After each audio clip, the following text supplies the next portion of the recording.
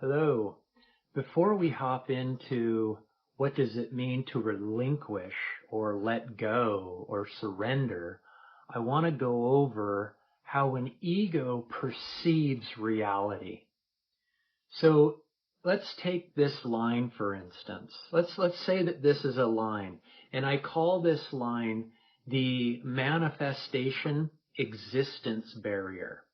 And everything above the line is what the ego takes to be real. This is the physical world with all of its activities and its people and its things in it. And on this side of the line is what it considers to be unreal. This is existence or being or consciousness. And what needs to happen, apparently, to the ego is that it hears this thing called enlightenment, and it realizes that it has to get on the other side of this barrier somehow so that it can experience this down here. And it believes that it has to let go of all of these identities that we've created, right? These identities or these attributes that we built onto ourselves and believe ourselves to be needs to be let go before it can cross this line. And that is the apparent case, is it not? Right? Why are we even talking about relinquishing? What needs to be let go? Why do I have to surrender? And it's because the ego believes this line, this barrier, is real.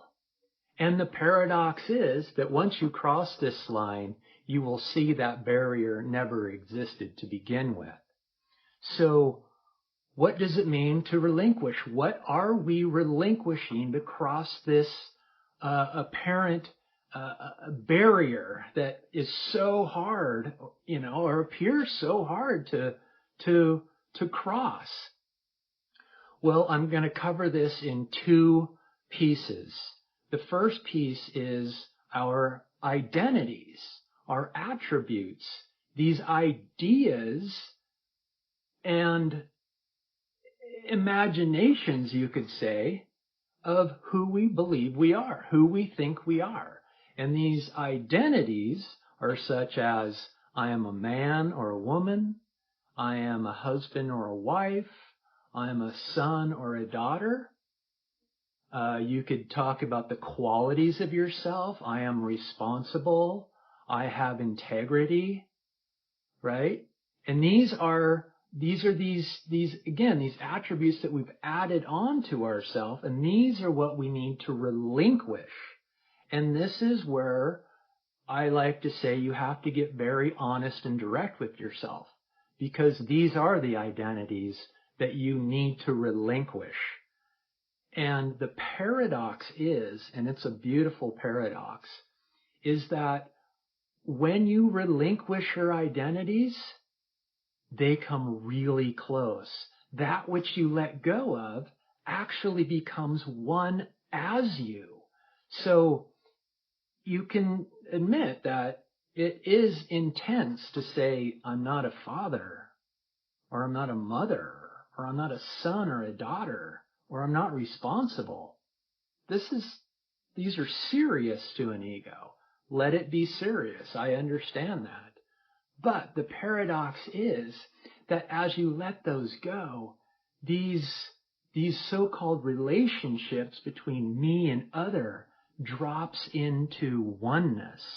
I am now, you could say, one with my wife, one with my children, one with my mother, one with my friends, one with my responsibilities and integrities and all of that. Everything turns into a verb. It's all verbing. It's all oneness happening as yourself.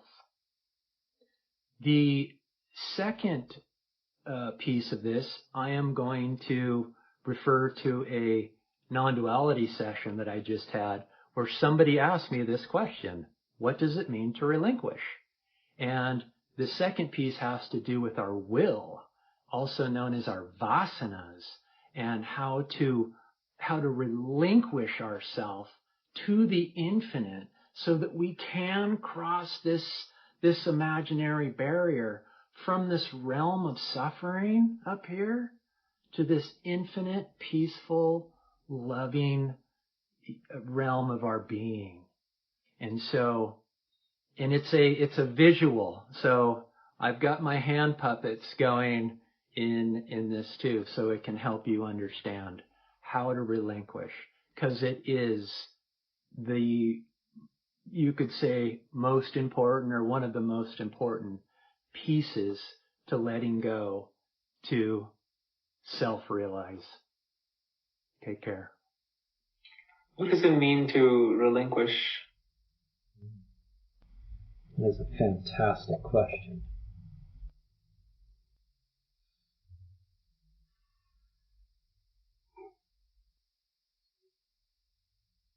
This is the counterintuitiveness of this practice. Thank you for asking this, because this is really it.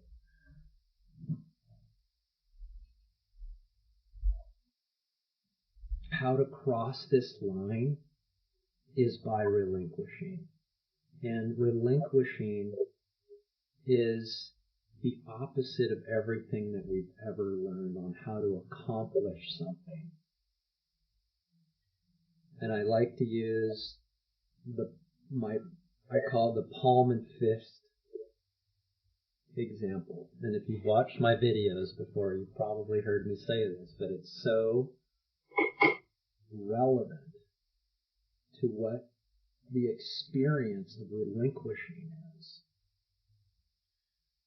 So we're born this free, open palm. We're just being. We're infinite. And somewhere between 4 and 6, we start to hear our mom and dad or brother, sister, grandparent say, "You're cute. You're a boy. You've got dimples," and so on. And we turn our attention away from our being, and we start to identify with what we think is a boy, dimples, and so on. And the moment we turn our attention away, this free floating palm starts to solidify. And as we age through our teens and 20s and 30s and so on, everything that we're out in the world trying to accomplish is a form of identity that is continuing to contract this down into what is believed to be a real person in a physical body in a physical world that runs around like this. It's a fist of contraction. Okay? The work in this fist has been complete. The work is done. Our work in self-inquiry is to break and relinquish this stored work or this stored energy.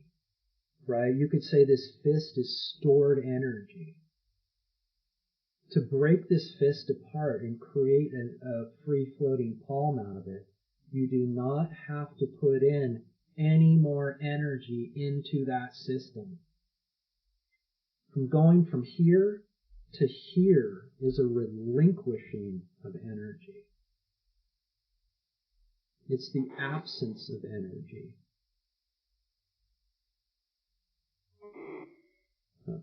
Right?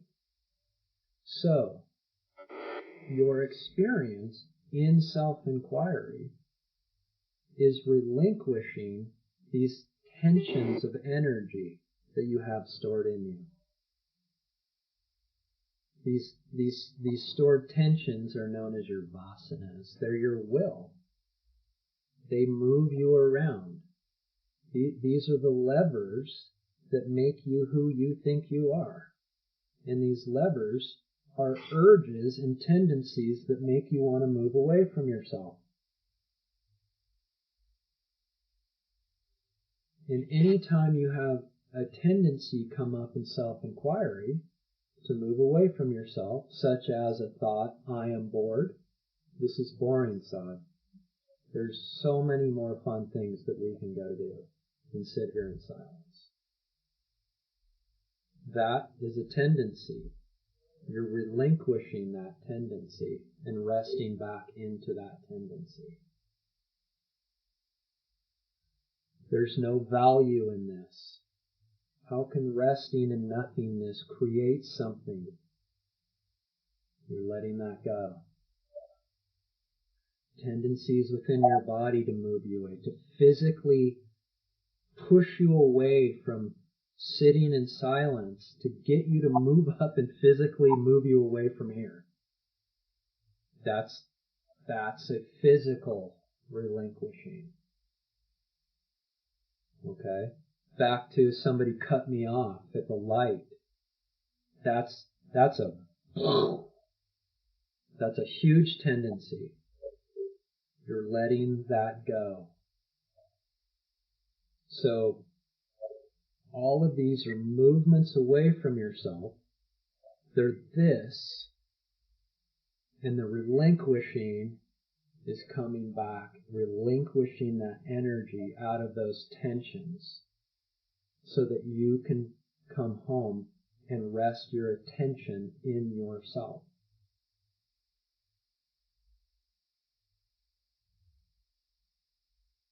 Another way I like to say that these tensions to move us away from ourselves are like a spring.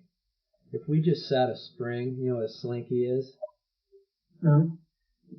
If you just sat a slinky on your chest, it's in its perfect state. It's in its perfect peaceful form. But if I took that slinky and pulled it away from myself, now there's energy in there. And I have to hold that energy in place, or it will rest back into itself.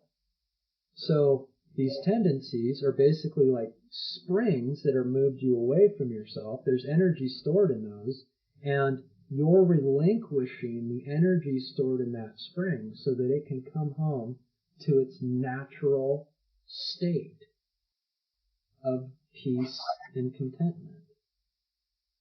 So these energies these are the things that pull attention away? Yes. Okay.